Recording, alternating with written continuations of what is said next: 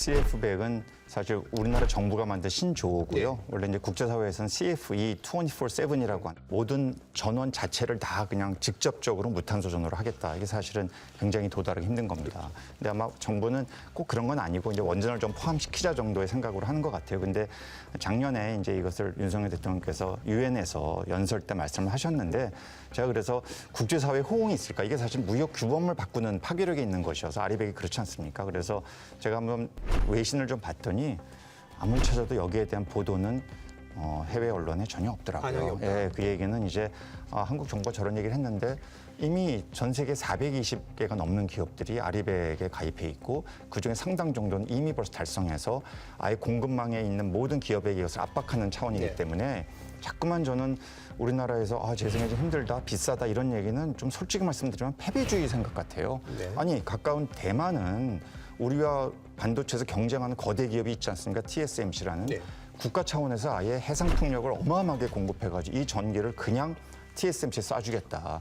아예 국가 전략으로 좀 하고 있어요. 그래서 이것은 계속 제가 누누이 말씀드리지만 단순히 무슨 에너지를 원을 어떻게 할 것이 이런 것이 아니라 당장 앞으로 3년, 5년, 10년 후에 우리나라 기업이 글로벌 시장에서 먹고 살 수 있느냐, 수출할 수 있느냐, 우리 다음 세대, 제가 가르친 학생들에게 일자리를 만들어 줄 것이냐, 지역 경제를 키울 수 있을 것이냐에 직접적으로 관련된 문제라는 거죠. 이 분명한 팩트를 저는 정말 직시해야 된다고 생각을 해요. 우리가 아무리 원전 가지고 이거를 집어넣어서 CF100을 한다고 얘기해도 지금 아리백에 가입하는 상당수의 기업들은 원전으로 하는 거는 우리가 생각하는 이 아리백의 범주에 안 들어가는데 라고 생각을 한다는 거죠. 이게 팩트입니다. 근데 저는 지금 우려하는 게 또 CF100, 아리백 저는 사실 조금 말장난 같거든요. 이것 때문에 잘못된 국민들이 오해할 수 있는 측면이 너무 많습니다. 첫째로 아리백은 어떤 국가가 만들었거나 유엔이 제시했거나 하는 규약 이런 규범 이런 것들이 전혀 아닙니다. 그냥 영국의 한 기후단체 클라이밋 그룹이라는 단체에서 아주 좋은 의도로 재생에너지 지금 너무 지지부진하니까 좀 확대하고 늘려보자라는 어떤 캠페인을 했는데 문제는 그 아리백 캠페인에 세계 굴지의 그 애플이라든지 400개, 무려 400개가 넘는 굴지의 기업들이 동참하기 시작했고 그 기업들이 이걸 참 교묘하게 이용하기 시작합니다. 그러니까 애플 같은 경우에는 애플 미국 본사의 어떤 그 에너지는 이미 아리백을 달성했습니다.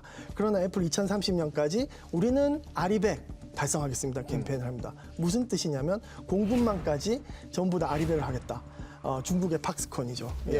제조업 국가들을 억제우는 그런 어떤 무기로 사용하고 있는 것입니다. 그래서 굉장히 제조업하는 우리나라라든지 중국이라는 그런 나라들한테 어떻게 보면 책임을 조금 떠넘기는 그런 측면도 있습니다.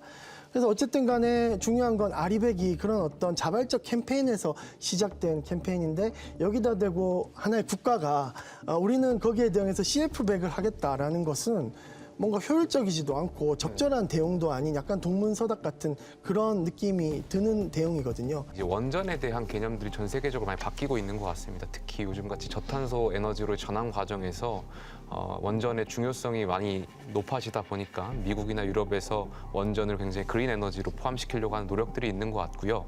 그러한 그 연장선상에서 대한민국이 원전에 대한 경쟁력이 있기 때문에 우리가 결과적으로 중요한 것이 재생에너지 비율도 늘려가는 것도 중요하지만 저탄소 에너지로 바뀌어가는 것이 중요한 거 아니겠습니까? 그 관점에서 원전도 굉장히 중요하다는 말씀 좀 드리고 싶고요. 저는 아리백도 중요하고 CF100도 중요하다고 생각하는데요. 그러니까 계속해서 이 논점이 주객에 전도된 것 같아요.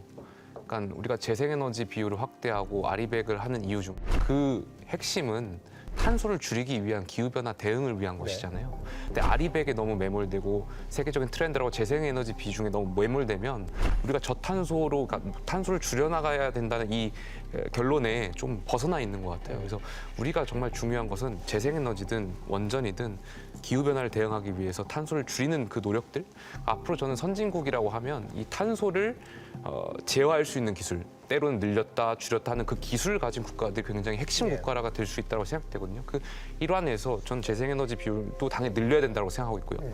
그 지점에 있어서 저희 당이나 정부가 조금 미흡한 부분이 있다면 그 부분을 개선해 나가야 된다고 생각하고 있고요. 원전도 원전대로 지금 역할을 계속 해야 된다고 생각해요. 이게 아리백이라고 하는 게 기업이 자기가 기업 활동하면서 쓰는 전기를 100% 다 재생에너지를 조달하라는 거잖아요. 그러니까 이게 기업의 어떤 추가적인 노력을 평가해주는 이니셔티브인 거거든요. 그리고 거기에 대해서 소비자들한테 우리가 더 추가적인 노력으로 기후위기 대응에 앞장서고 있으니까 우리를 선택해 주세요 하는 네. 거죠. 예를 들면 우리나라에서 원전은 평균적인 다른 전원보다 더 저렴한 전원이거든요. 그럼 이거를 기업이 원전에 대한 전기를 사면 어떤 추가적인 노력을 하는 거죠? 또는 이 기업들의 돈을 모아서 새로운 원전을 만들겠다고 하는 건가요? 지금 신한울 3, 4호기 말고 지금 다른 신규 원전은 없는 데다가 네. 우리나라는 전체 다 공기업이 이걸 짓거든요. 이 민간이 하는 것도 아닌데 기업들의 돈을 모아서 신규 원전 할 수도 없는 거고 그러면 지금 상당히 높은 원전 비율의 일부를 떼서 이게 너네들이 쓰는 거야라고 어떤 회계 장부를 나눠주고 그럼 나머지 국민들은 화석연료 전기를 쓰고 기업들은 현재 있는 그대로의 포트폴리오에서 원전과 재생에너지를 쓰고 이게 약간 분식회계를 해서 그냥 우리 기업들한테 면제부를 주겠다라고 하는 아이디어처럼 저는 들리는데 이런 아이디어의 실체를 만약에 글로벌 기업들 그 공급망 압박을 하고 있는 기업들이 안다고 한다면 그거를 우리 그 한국 기업들이 추가적인 노력을 하는 거야. 그래, 오케이. 우리 친구, 우리 연대. 이렇게 인정해 줄 것인가. 납품을 받아줄 거냐라는 게 너무 의문이 들거든요. 예. 그러면 결국에는 이 인증 제도가 만들어진다고 하더라도 그게 글로벌하게 실용성이 있을 것인가라고 하는 의문이 있습니다. 예.